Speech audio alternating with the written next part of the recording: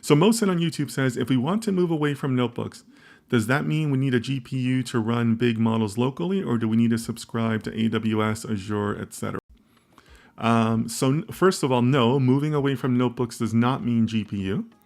It just means that you're going to have to manage the environments on your own, right? Because the notebook technically is managing the environments, the kernel management and all that. So all it means is you're going to be doing that on your own, but you can still do it with Conda, right?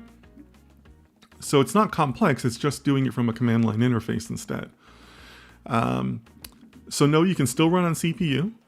And also, it doesn't mean that you're running models locally. Just because you're using an IDE like Visual Studio Code or whatever, doesn't mean you have to do it locally.